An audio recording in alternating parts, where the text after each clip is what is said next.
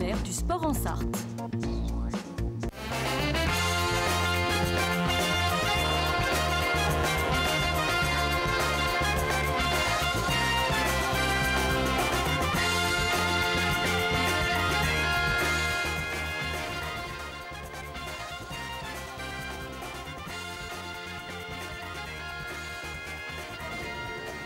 Bonjour à toutes et bonjour à tous, très heureux de vous retrouver sur LMTV pour cette nouvelle émission de Totalement Foot. On est ensemble pendant une petite demi-heure, comme dirait si bien Antoine. On va parler de toute l'actualité footballistique bien sûr, et notamment de cette Coupe de France avec le 5e tour qui s'est déroulé ce week-end. Ça n'a pas forcément souri d'ailleurs au club sartois avec 6 éliminations sur 9, on aura l'occasion d'y revenir. On s'intéressera notamment, et on se posera d'ailleurs cette question, est-ce que l'ancienne Ligue Atlantique est meilleure que notre ancienne Ligue du Maine? Autour de la table aujourd'hui, Charlie Briand, bonjour. Bonjour. Corentin Perrin, bonjour. Bonjour. Et puis également Christian Chiron, journaliste au Meni. Bonjour Christian. Bonjour. On va passer également une demi-heure avec notre invité, ancien notamment joueur de Sablé, ancien joueur du Mans FC, qui a eu pendant sa carrière quelques petites expériences capillaires. Vous allez le voir, avec un blond très blond d'ailleurs, vraiment, par rapport à aujourd'hui.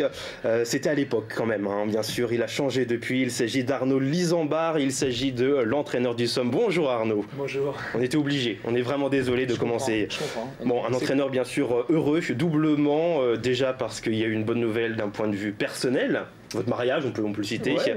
Et puis également une bonne nouvelle au point de vue sportif. On va justement parler maintenant, c'est la première période.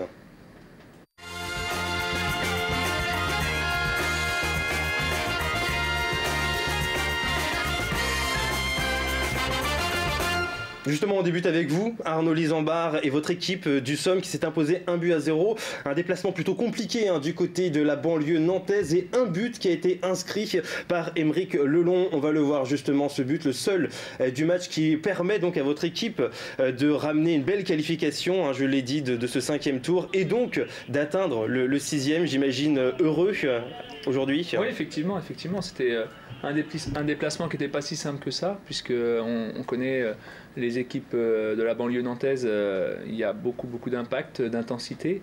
Alors même si effectivement au niveau des divisions il y avait des écarts, mais pour autant sur le terrain il y avait des joueurs de grande qualité aussi en face, donc soulagé et heureux effectivement d'avoir pu se qualifier. Alors un beau week-end, hein, j'imagine bien sûr pour vous, comme on l'a dit par rapport à samedi votre mariage, dimanche. Vous n'étiez pas d'ailleurs à Nantes pour ce match. Votre adjoint vous a remplacé et puis également bien sûr les joueurs ont eu une pensée pour vous. Eh ben oui, très sympa effectivement. Donc Vincent Bénard qui est le coach de l'équipe B réserve, mais avec qui on partage pas mal de points de vue et de choses pour gérer ce groupe. Il a bien voulu gérer le match et il l'a très bien fait. J'avais aucun doute sur l'issue du match puisque je fais entièrement confiance à mon staff. Regardons justement les résultats du 5e tour de cette Coupe de France. On l'a dit, beaucoup de déceptions pour les clubs sartois.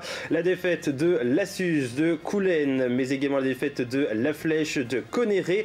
La défaite aussi du Mans-Villaret et de Mamers. Alors bon, bien sûr, pour deux d'entre eux, à savoir du côté du Mans-Villaret et de Coulennes, c'est plutôt logique parce que ce sont des adversaires qui sont bien supérieurs, deux équipes de nationales avec les Herbiers et le Stade Lavallois.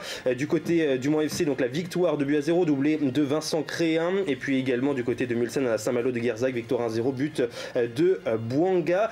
Parlons ensemble du Villaret face au Stade Lavallois, défaite des Manceaux 2 buts à 0 grâce à des buts côté Lavallois d'Alexis Bossetti et de Etinov. D'ailleurs Bossetti qui avait loupé un penalty, vous allez le voir, c'était en première période. Malheureusement ça n'a pas suffi. Très bel arrêt d'ailleurs du gardien. Bon, Charlie, est-ce qu'on peut dire quand même que le penalty il est aussi bien loupé de la part de l'ancien joueur de Nice? Bien loupé, je sais pas, je dirais qu'il est bien arrêté, mais après c'est vrai que quand on connaît le passé de ce monsieur et que voilà, on sait où il a joué, ce qu'il a pu faire par exemple en Ligue 1, donc à ce moment-là du match, à 0-0, dans cette situation-là, je pense qu'il n'y a pas vraiment de pression pour lui. Ça, il connaît, donc je pense que là, il n'y avait pas vraiment de pression. Et voilà, et je pense que c'est vrai que pour un ancien ou pour un actuel professionnel, tirer comme ça, c'est un peu limite. Il aurait même peut-être pu mettre un petit peu plus de conviction, par exemple. Ouais. Christian Chiron, vous étiez également au match. Bon, l'écart était beaucoup trop important pour le Mans-Villaret. Oui, c'est un petit peu comme 15 jours plus tôt où Brulon avait souffert de Mont-Laurent FC. Et il y a une maîtrise technique de la part des Lavallois, alors non seulement technique, mais aussi une puissance physique. C'est la première fois que je voyais Laval cette année. Et il y a quand même quelques jolis garçons d'1m90, 4 ou 5. Et c'est vrai que déjà techniquement c'est compliqué pour le Villaret. Et en plus il y a un impact physique qui n'arrête pas de se répéter. Et ce qui fait que bien qu'en ayant joué d'une manière assez correcte, parce que les joueurs de Villaret ont fait 2 bons rideaux, mais en plus ils ont eu la chance ou la malchance, si vous voulez, de perdre 3 éléments. Durant le match sur blessure, donc c'est beaucoup. Déjà une équipe qui était amputée de 3-4 éléments et qui en perd encore 3 sur blessure, donc à un moment donné ça fait beaucoup. Vous partagez l'avis de Christian Chéron, Charlie Briand? Oui, clairement, on l'a bien vu sur ce match-là, la différence, elle était quand même assez visible techniquement et aussi physiquement, ça c'est clair. Je me rappelle du numéro 6 là, de Laval qui faisait 1m90 pour je sais pas combien de kilos, et puis qui était en plus de ça très très bon on techniquement. On l'avait appelé d'ailleurs ensemble le check and doy. C'est ça, l'agent de sécurité de Laval. Ouais. Mais non, c'est vrai que le fossé la marge était un petit peu trop haute pour eux, et je pense que moi si j'avais juste un petit truc à reprocher à l'équipe du Villaret, ce serait que je pense qu'offensivement ils ont peut-être pas été assez joueurs, ou ils ont peut-être pas forcément eu la possibilité, je sais pas, j'ai pas joué, donc c'est vrai que c'est toujours plus facile de le dire, mais ils auraient peut-être pu avoir un petit peu plus cette volonté de jouer, peut-être la peur la pression de l'événement, je sais pas, mais je trouve qu'ils ont pas assez existé offensivement en fait. Et on va écouter justement, et on va même regarder Paul Sangaré, l'un des attaquants de Le Mans Villaret. C'est un grand moment. Déjà, je voudrais remercier tous ceux qui sont venus parce que c'était vraiment une bonne ambiance. C'était un bon match avec les supporters, les jeunes du club. C'était vraiment cool. Après, sur le terrain, on s'y attendait. C'était difficile. C'était rythmé. Donc, voilà, on a essayé de s'accrocher. On a tenu la première mi-temps. Après, on a passé un but. Après, on en prend un deuxième juste derrière, on essaie de s'accrocher, de serrer les meubles pour pas prendre les balises non plus.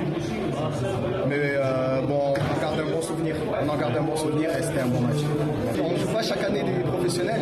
C'est quelque chose d'exceptionnel ce qui s'est passé ici. En plus, c'est historique pour le club. Et c'était une bonne journée. C'était une bonne journée.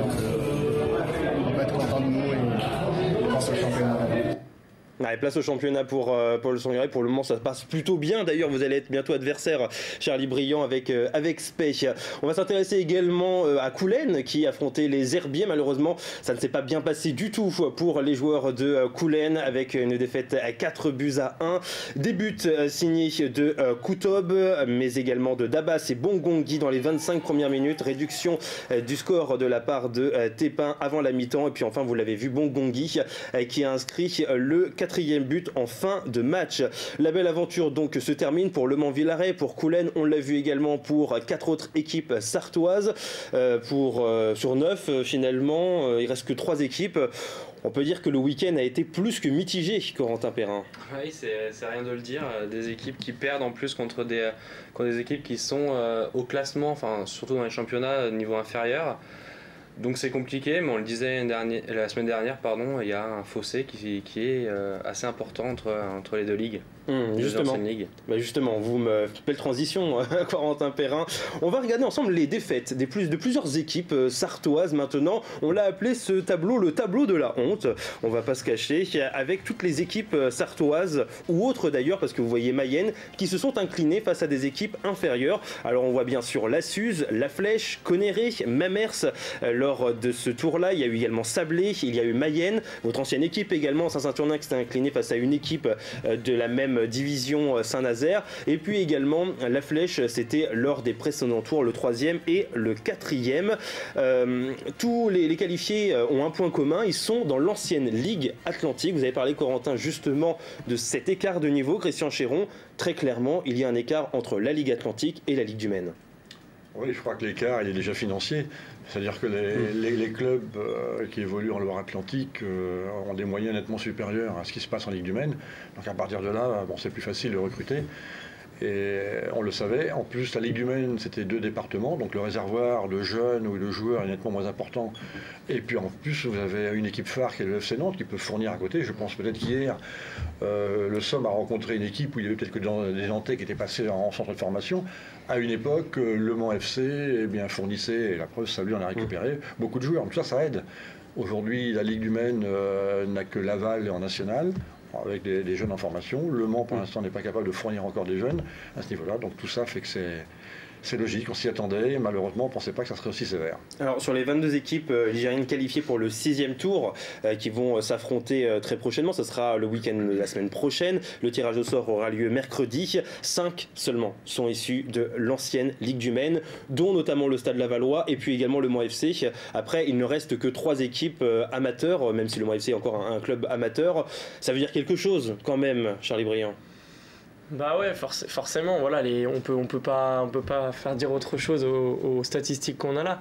Donc, mais je pense que la principale différence, elle est là, elle est au niveau de la formation et du vivier de joueurs. Je pense qu'on n'a pas ou qu'on n'a plus dans cette Ligue du Maine et qui nous fait défaut aujourd'hui. Voilà, je pense que ça explique en partie la différence de résultats et de niveau des deux ligues. Ouais.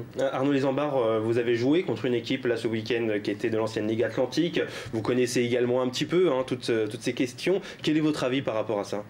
Effectivement, à l'issue du match, les retours qu'on peut en avoir, c'est qu'effectivement, dans cette équipe adverse qui jouait en DRH, il y avait 4-5 joueurs qui avaient le potentiel pour jouer dans notre ligue de DH et qui auraient été des très bons joueurs de DH.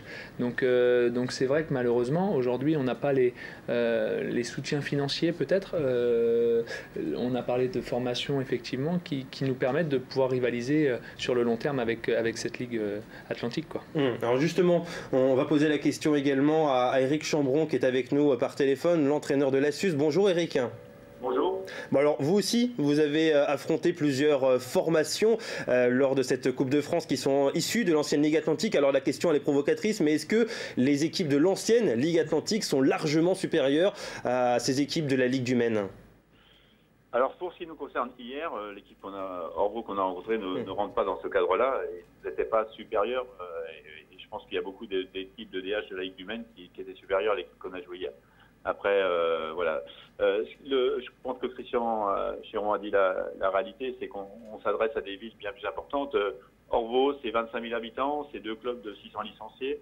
On a joué Saint-Herblain l'autre jour, c'est 40 000 habitants, c'est 3 clubs. Voilà, c'est des clubs qui ont des infrastructures largement supérieures aux nôtres. Il y a forcément presque un terrain synthétique par club. Et nous, on est encore loin de ça. Et puis, il y a aussi l'attraction du Nantes FC. On retrouve beaucoup de joueurs formés, avec un vivier de joueurs bien plus important. Donc, effectivement, on ne joue pas dans la même cour. Ça, on le savait. Alors, peut-être que tirer des conclusions par rapport aux résultats du 5e tour hier, bon, ça fait partie de votre job, les journalistes, mais je pense que c'est peut-être un peu hâtif. Mine de rien, c'est la réalité. On se prépare à cela. Mais je ne suis pas sûr que toutes les équipes, par exemple DH, parce que il me semble que je connais assez bien la DH, que toutes les équipes DH de l'ex-Atlantique nous soient supérieures à toutes nos DH. Donc voilà, ce qui fait la différence, à mon avis, c'est les moyens, c'est des habitudes financières, et c'est surtout les infrastructures et puis le vivier que représente le FC Nantes et puis Nantes Métropole par exemple. Alors justement, vous êtes incliné malheureusement hier en Coupe de France lors de ce 5e tour.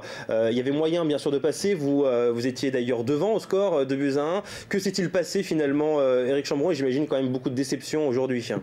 Oui, parce que autant les 2 derniers tours on avait serré les fesses jusqu'au bout puisqu'on était passé au tir au but. Autant hier, on avait pris le match, même si on a encaissé un but d'entrée, on avait égalisé, on avait pris l'avantage assez facilement pour un match de coupe.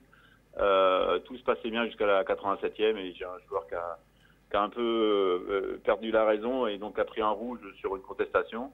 Et à partir de là, les 5 dernières minutes nous ont été fatales puisqu'ils égalisent à la 93e, il y avait 4 minutes d'arrêt de jeu.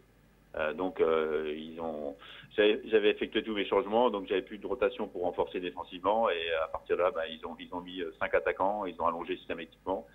Ils avaient un attaquant qui faisait 1m95 donc et ils égalisent dans une forêt de jambes dans un scénario de Coupe de France. Et ensuite la prolongation à 10 c'était un peu pénible et je pense que le 3e but qu'on prend en plus c'est hors jeu, mais voilà, ça fait aussi partie des scénarios de Coupe de France dont on a profité sur certaines épopée, là, c'est contre nous. Et voilà, mais mine de rien, c'était une prestation intéressante de mon équipe. C'est d'autant plus qui anime notre déception ce soir.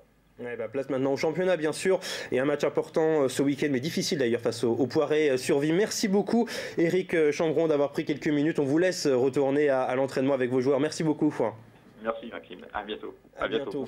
On suivra bien sûr les performances de la Suisse, on reparlera du niveau National 3 dans un instant. On a posé la question également aux différents internautes sur les réseaux sociaux. Certains quand même le reconnaissent aussi, il y a un écart de niveau. On le voit par exemple avec ce championnat de National 3 et le début de saison plus que mitigé des clubs sartois et même des clubs mayennais, parce qu'on voit que l'US Changé n'est pas en grande forme.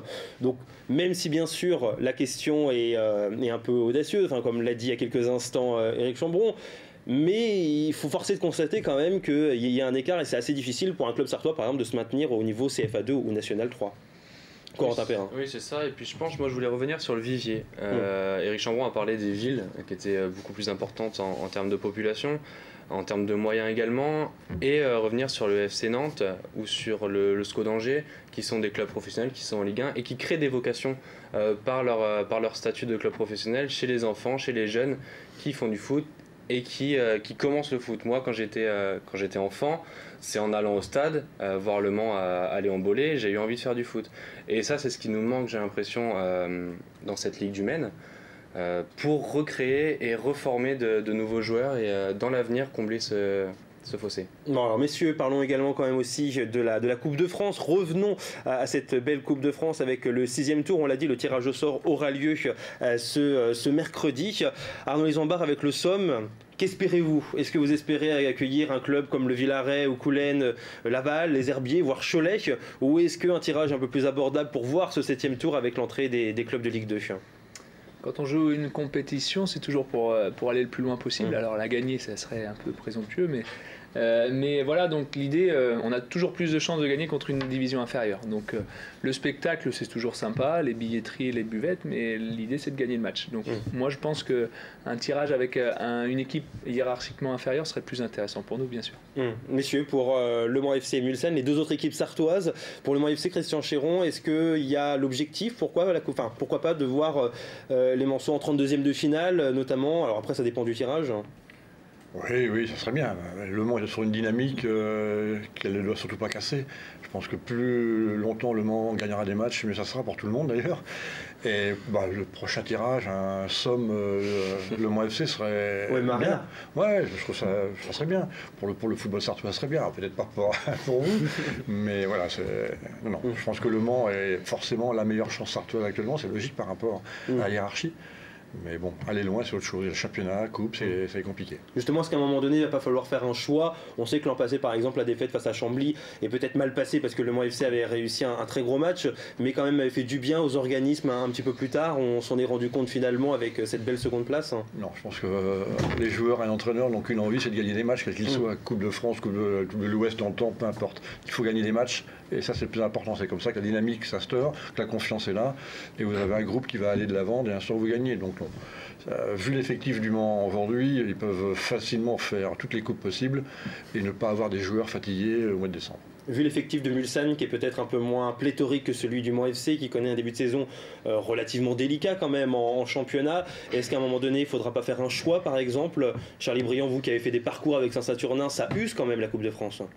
Ouais, ça use, c'est sûr, mais dans les têtes d'avoir une belle victoire contre une équipe hiérarchiquement supérieure, par exemple, ou même une belle victoire contre une équipe plus faible, mais où c'est compliqué, où on gagne dans la douleur, dans les têtes, ça fait du bien aussi des fois, et ça peut lancer leur saison, par exemple, ça peut leur faire un petit déclic, et ils se disent, voilà, on est capable de faire des choses comme ça, donc pourquoi pas faire un choix, je pense, quand un petit peu plus tard, si jamais ils arrivent à passer à partir des quarts, non, mais peut-être s'ils arrivent à passer un tour avec une belle victoire, je pense que ce serait pas plus mal non plus pour eux, pourquoi pas lancer leur saison, donc peut-être la jouer à fond encore un tour ou deux. Bon, Le Mans FC, le Somme et Mulsanne Télocher, on aura l'occasion de suivre le tirage de la Coupe de France, ça sera mercredi, on en reparlera bien sûr la semaine prochaine dans cette émission. Dans un instant, on continue de parler un petit peu de la Coupe de France avec les expériences notamment de notre invité Arnaud Isambard, et puis on parlera également du Mans FC. Quel bilan faire de cette première moitié de saison, on a envie de dire? J'imagine qu'il est plutôt bon. À tout de suite.